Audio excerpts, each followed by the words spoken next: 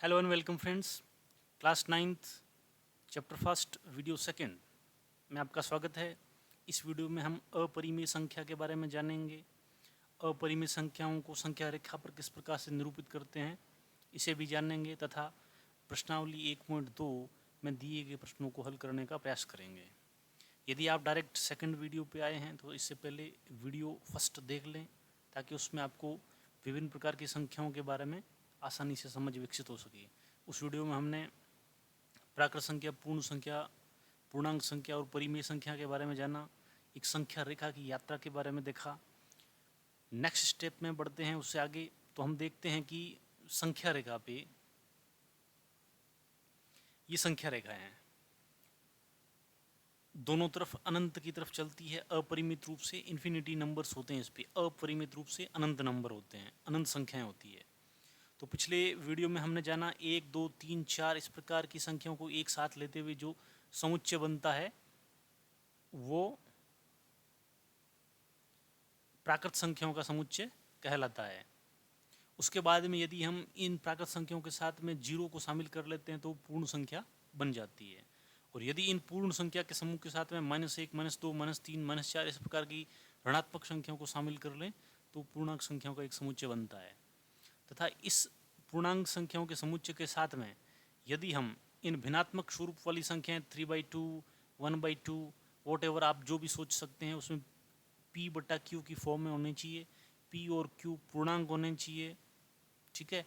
पूर्णांक माने P -1 हो सकता है, -100 हो सकता है, +1 हो सकता है, कुछ भी हो सकता है। और Q प्लस माइनस में कुछ भी हो सकता है लेकिन Q 0 नहीं हो सकता, बाकी कुछ भी संभव है। तो इस प्रकार की सारी संख्याओं को शामिल करते हैं तो वो परिमेय संख्याएं कहलाती है।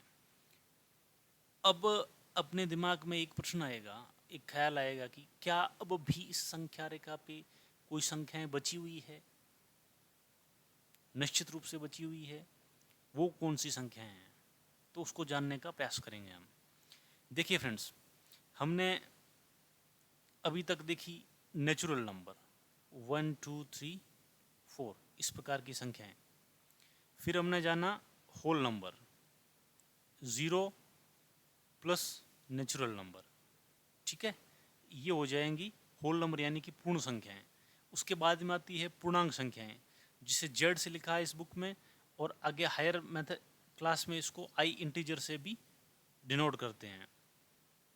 तो इसमें हम शामिल कर लेते हैं ये इन्फिनिटी से -3, -2, -1, 0, 1, 2, 3, 4 इस प्रकार से ये अनंत तक की अपरिमित रूप से अनेक संख्याओं को शामिल करके पूर्णांक संख्या बन जाती है, ठीक है। उसके नेक्स्ट स्टेप में आता है परिमेय संख्याएं। परिमेय संख्याएं होती है पूर्णांक संख्याएं प्लस जो P/Q के रूप में लिखी जाने वाली है। इन पूर्णांक संख्याओं को भी P/Q के रूप में लिख सकते हैं। अब एक्स्ट्रा जो सिर्फ P/Q के फॉर्म में ही है, जैसे 1/2, 1/3, -1/4, ये सारी प्रकार की संख्याएं परिमेय संख्या कहलाती है। अब इन सारी संख्याओं के बाद भी अब भी संख्या रेखा पे कुछ संख्याएं बची हुई है, वे संख्याएं अपरिमेय संख्याएं हैं, ठीक है। तो अपरिमेय संख्याएं क्या है उनको जानने का प्रयास करते हैं। देखिए फ्रेंड्स, इसी चीज़ को रिवाइज कर लेते हैं। संख्या रेखा की यात्रा में अभी तक हमने प्राकृत संख्या, पूर्ण संख्या, पूर्णांक संख्या और इन सभी को समाहित किए हुए परिमेय संख्या के बारे में जाना, जो कि इस वीडियो सीरीज के फर्स्ट वीडियो में हमने इसको समझा जाना है। अब देखिए, परिमेय संख्याएं P/Q के रूप में होती है, जहाँ P/Q क्या है? पूर्णांक संख्याएं हैं और Q 0 नहीं होना चाहिए, ठीक है। और पूर्णांक संख्याओं में कौन कौन सी संख्याएं आती है? माइनस की तरफ से लें तो 1, -1, -2, -3, -4 इस प्रकार की संख्या।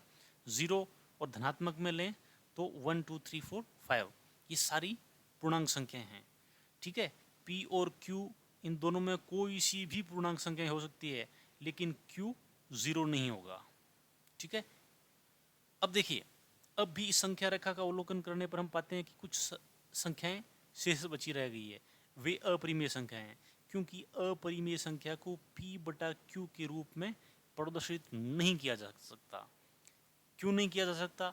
जब हम इन परिमेय और अपरिमेय संख्या का दशमलव प्रसार देखेंगे तब हमारे सामने इसकी एक और स्पष्ट इमेज आएगी, जिससे हम इसे स्पष्टता से समझ पाएंगे। देखिए फ्रेंड्स, परिमेय संख्याओं के कुछ उदाहरण दिए गए, जैसे 0.1011011110, इस प्रकार से ये अनंत तक बढ़ रही है, अपरिमित रूप से बढ़ रही है। इसमें न तो किसी प्रकार का रिपीटिशन है, ठीक है, तो इस प्रकार की संख्याएं अपरिमेय संख्याएं होती है। जैसे √2, ठीक है, √3, √5, ठीक है। यहाँ प्रयुक्त जो चिन्ह है, जो साइन है, यहाँ पे जो यूज हो रहा है, जिसे रेडिकल साइन कहते हैं, और हिंदी में इसको करणी चिन्ह के नाम से जाना जाता है। ये धनात्मक संख्याओं का वर्गमूल को प्रदर्शित करता है। क्लास 9th तक हमें सिर्फ वास्तविक संख्याओं को पढ़ना है, इसीलिए जो करणी चिन्ह है, वर्गमूल का चिन्ह है, वो सिर्फ धनात्मक वर्गमूल तक ही सीमित है। लेकिन जब आप हायर मैथमेटिक्स में जाएंगे तो आपको नेगेटिव में भी देखने को मिलेगा, लेकिन इस पाठ्य पुस्तक की सीमा में हमें इस चीज़ को नहीं पढ़ना है, ठीक है। हमें सिर्फ क्या देखना है, सिर्फ धनात्मक संख्याओं के वर्गमूल तक ही इसको सीमित रखना है। अब यदि परिमेय संख्या और अपरिमेय संख्याओं के संग्रह को हम साथ में ले लें, जैसे देखिए पिछले वीडियो लेक्चर में हमने परिमेय संख्याओं का एक संग्रह लिया था, एक थैला लिया था, ठीक है। उस थैले में सबसे पहले हमने प्राकृत संख्याएं डाली, 1 2 3 4 5, वो प्राकृत संख्याएं n थी। अब उस प्राकृत संख्याओं के संग्रह के थैले में हमने 0 डाल दिया तो पूर्ण संख्या बन गई, ठीक है, होल नंबर बन गया। अब उस होल नंबर के थैले में, जिसमें प्राकृत संख्या भी है और 0 भी है, उसमें हमने -1 -2 -3 -4 इस प्रकार की संख्याएं डाल दी, तो वो पूर्णांक संख्याओं का थैला बन गया। अब पूर्णांक संख्याओं के उस थैले के अंदर p/q के फॉर्म की संख्याएं डाल दी, तो परिमेय संख्याओं का संग्रह हो गया। अब एक तरफ है परिमेय संख्याओं का संग्रह, दूसरी तरफ है अपरिमेय संख्याओं का संग्रह। जब इन दोनों को साथ में ले लिया जाए तो संख्या रेखा पर कोई भी संख्या शेष नहीं रहती, कोई भी संख्या पीछे नहीं रहती। तो इस संग्रह को वास्तविक संख्याओं का संग्रह कहते हैं, ठीक है। तो यहाँ चीज अपने सामने क्या आया, एक बिंदु, वास्तविक संख्याओं में कौन कौन सी संख्याएं शामिल होती है, परिमेय और अपरिमेय संख्याएं वास्तविक संख्याओं के संग्रह में शामिल होती है। और वास्तविक संख्याओं के संग्रह को R से प्रदर्शित किया जाता है, क्योंकि वास्तविक संख्या को इंग्लिश में क्या बोलेंगे, रियल। वास्तविक रियल संख्याओं को नंबर्स, NUMBRS, नंबर्स, ठीक है। तो यहाँ पे एक महत्वपूर्ण फैक्ट उभर के आया है, जो सत्य असत्य, ट्रू और फॉल्स के कथन में पूछा जा सकता है कि क्या यह है कि वास्तविक संख्या या तो परिमेय होगी या अपरिमेय होगी, क्योंकि वास्तविक संख्या किससे मिलकर बनती है, परिमेय और अपरिमेय का संयुक्त संग्रह वास्तविक संख्या होती है। अतः हम कह सकते हैं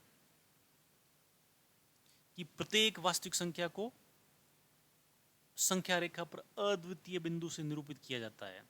यानी कि प्रत्येक वास्तविक संख्या है वो संख्या रेखा पे अपने लिए एक अद्वितीय बिंदु रखती है, उसके लिए एक अद्वितीय बिंदु होगा। जो संख्या रेखा पे 1 के लिए बिंदु है वो 1 के लिए ही होगा, अद्वितीय है। 1 का जो संख्या रेखा पे बिंदु होगा वो एक ही बिंदु होगा, दूसरा बिंदु नहीं होगा, यानी कि अद्वितीय माने दूसरा नहीं, यूनिक नंबर होगा, यूनिक पॉइंट होगा। विलोमतः संख्या रेखा पर प्रत्येक बिंदु एक अद्वितीय वास्तविक संख्या को प्रदर्शित करता है। यानी कि वाइस वर्सा क्या चीज बोली गई है कि संख्या रेखा पर एक संख्या एक अद्वितीय संख्या से बिंदु से निरूपित होती है, दूसरा संख्या रेखा का एक बिंदु एक अद्वितीय वास्तविक संख्या को प्रदर्शित करता है। इस कारण संख्या रेखा को वास्तविक संख्या रेखा कहा जाता है, ठीक है। अब नेक्स्ट देखते हैं। नेक्स्ट पॉइंट हमारे सामने आया है कि संख्या रेखा पर अपरिमेय संख्या का स्थान का निर्धारण कैसे किया जाए, ठीक है। बहुत सिंपल है, बहुत आसान है। इस कॉन्सेप्ट को हम बड़ी सावधानी से, बड़ी माइन्यूटली तरीके से इसको समझने का प्रयास करते हैं। जैसे एग्जांपल लिया हमने √2 को संख्या रेखा पर किस प्रकार से प्रदर्शित किया जाए। ठीक है, अब हमारे सामने प्रश्न है कि √2 को संख्या रेखा पे प्रदर्शित करना है। ठीक है, अब हमारे सामने चुनौती है कि स्केल में वो माप कहाँ से लाएं जो √2 के बराबर हो। तो उसके लिए आपको एक युक्ति सोचनी पड़ेगी। ठीक है, आपने त्रिभुज के बारे में पढ़ा होगा छोटी कक्षाओं में। ठीक है, ट्रायंगल्स बहुत सारे पढ़े होंगे। उसमें से एक होता है समकोण त्रिभुज। समकोण त्रिभुज के लिए एक फॉर्मूला पढ़ा होगा आपने, पाइथागोरस का प्रमेय, कर्ण स्कोर बराबर आधार स्कोर प्लस लंब स्कोर। उसको हम उपयोग में करेंगे। कैसे करेंगे, देखो हमने एक वर्ग लिया है। ठीक है, एक वर्ग लिया है, उसकी भुजाओं की लंबाई कितनी है, 1 इकाई है। 1 सेंटीमीटर लो, 1 मीटर लो, जो भी 1 इकाई है, 1 यूनिट है। लंबाई और चौड़ाई बराबर होती है किसी वर्ग के लिए, तो 1 और 1 हो गई। ठीक है, अब एक त्रिभुज अपने सामने ओ ए बी। ठीक है, इसमें एंगल ए 90 डिग्री का है। ठीक है, यानी कि इसके सामने की जो भुजा क्या होगी, कर्ण होगी। तो कर्ण बराबर होता है आधार का स्कोर प्लस लंब का स्कोर। यहाँ कर्ण क्या है, ओ बी, आधार है ओ ए और लंब है ए बी। ठीक है, ओ ए 1 है और ए बी भी 1 है। 1 का स्कोर 1 ही होता है। ठीक है, 1 और 1 2 हो गए। ओ बी का स्कोर इक्वल्स टू 2 और ओ बी का अब वर्गमूल लो तो इधर आ जाएगा √2। यानी कि अब हमारे पास एक माप मिल गया है। वो क्या है, इस वर्ग की जो विकिरण है ओ बी और त्रिभुज ओ ए बी का जो कर्ण है ओ बी, उसकी लंबाई कितनी है, √2। अब इसको हम प्रकार के अंदर भरो और संख्या रेखा पे खींच दो। तो अब नेक्स्ट स्टेप में क्या करेंगे, हम संख्या रेखा पे चलेंगे। संख्या रेखा पे 0 है, 0 से आगे एक पे और दूसरी तरफ वाई एक्सिस इसके सामने होता है। यहाँ पे एक वर्ग बना दिया हमने 1 का, 1 इकाई का। ठीक है, वही क्रिया, जो क्रिया हमने यहाँ पे की, यहाँ पे पुनः प्रदर्शित कर दी। ठीक है, ये 1 है, इसके सामने की 1 है, कर्ण स्कोर बराबर आधार स्कोर प्लस लंब स्कोर। यहाँ से हमारे पास ओ बी √2 आ जाएगा। अब इस ओ और बी को हमने प्रकार में भरा और ओ बी को त्रिज्या मानते हुए एक चाप काटा जो संख्या रेखा को पी बिंदु पे काटता है। तो ओ पी, यहाँ पे ओ पी इक्वल्स टू कितना है, √2 है। तो इस प्रकार हमने संख्या रेखा पे √2 को निरूपित कर दिया है। ठीक है, तो इस प्रकार से किसी भी अपरिमेय संख्या को संख्या रेखा पे निरूपित कर सकते हैं। इसी प्रकार एक दूसरा एग्जाम्पल देखते हैं कि √3 को संख्या रेखा पे किस प्रकार से निरूपित किया जाए। अब हमारे सामने चुनौती क्या है, √3 के बराबर का माप हम अपने प्रकार में किस प्रकार से भरें ताकि उसको त्रिज्या मानते हुए एक वृत्त खींचा जा सके और वृत्त जहाँ पे संख्या रेखा को काटेगा वो बिंदु मूल बिंदु से उतनी ही दूरी में होगा जितना हमें निकालना है। इस उदाहरण में हमें √3 का संख्या रेखा पे निरूपण करना है। ठीक है, तो उसमें क्या करेंगे, उपयुक्त उदाहरण के परिणाम का प्रयोग करते हुए, उपयुक्त यानी कि जो अब जस्ट हमने पीछे देखा है √2 को संख्या रेखा पर प्रदर्शित करने का, उस एग्जाम्पल को हम प्रयोग में लेंगे। ठीक है, डायरेक्ट √2 जैसे पीछे वाले एग्जाम्पल में था वैसे नहीं मिलेगा √3। ठीक है, अब देखिए हमने 1 इकाई लंबाई के बराबर का वर्ग ले लिया। ठीक है, ओ ए बी सी, ये ओ है, ये ए है, ये बी है और यहाँ पे ये सी है। ये एक वर्ग ले लिया, 1 इकाई इसकी भुजाओं की लंबाई है। क्योंकि ये 90 डिग्री है तो इसके सामने का कर्ण होगा, कर्ण स्कोर बराबर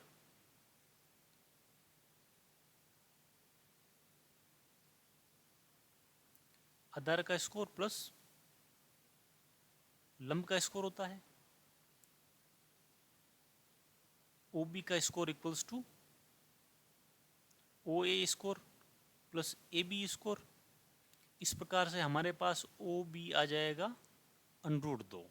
ठीक है, अब हमारे पास √2 आ गया है। अब हम क्या करेंगे, इस बी पे एक लंब रेखा खींचेंगे ओ बी डी, एक इकाई की। एक इकाई की क्यों ले रहे हैं वो हमारे समझ में आएगा। जैसा देखिए, हम इसको साइड में बनाते हैं यहाँ समझने के लिए। ये एक यहाँ पे, ये पॉइंट है अपने पास O, ये है B और ये है D।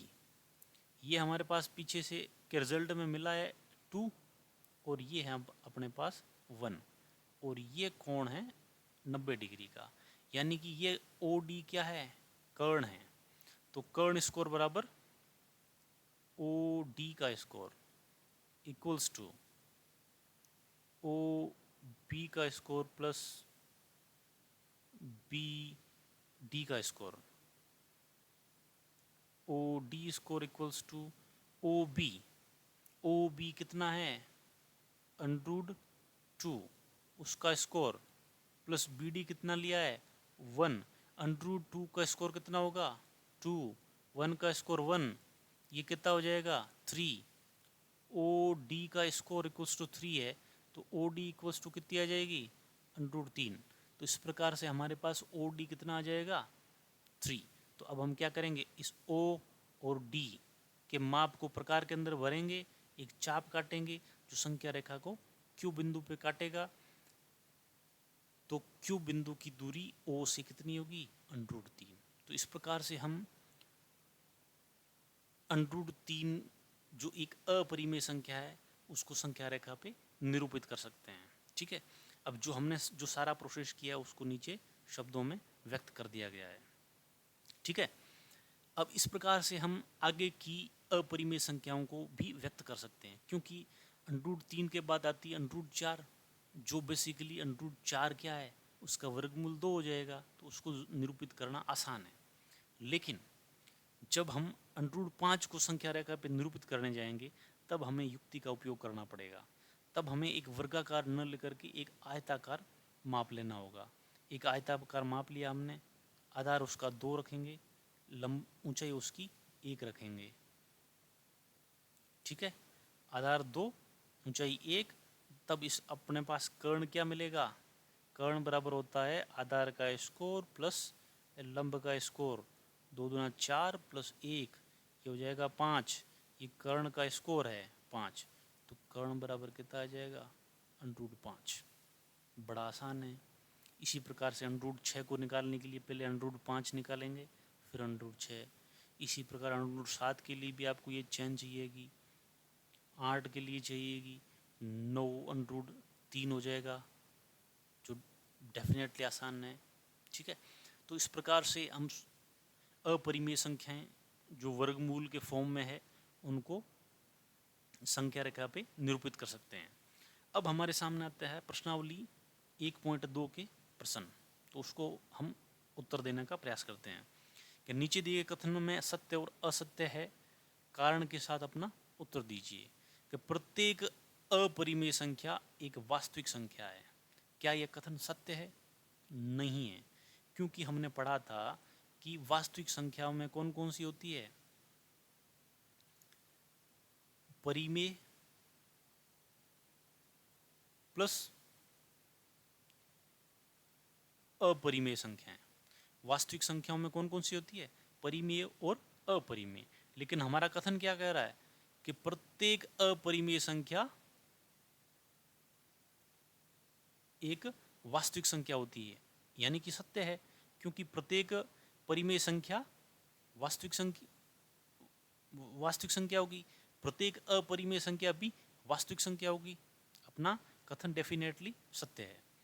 संख्या रेखा का प्रत्येक बिंदु √m के रूप में होता है, जहां m एक प्राकृत संख्या है, जरूरी नहीं है।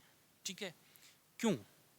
क्योंकि संख्या रेखा का प्रत्येक बिंदु, संख्या रेखा पे -1 भी है, संख्या रेखा पे -3 भी है।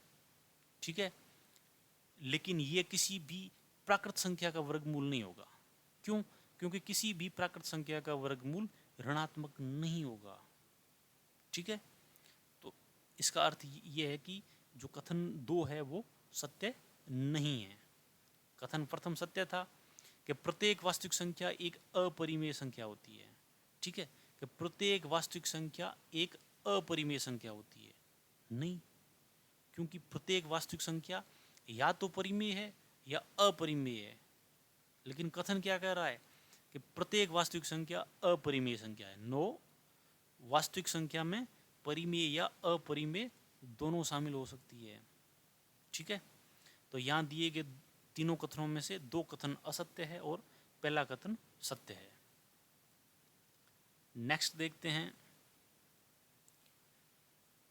क्वेश्चन संख्या सेकंड में दिया, क्या सभी धनात्मक पूर्णांकों के वर्गमूल अपरिमेय होते हैं?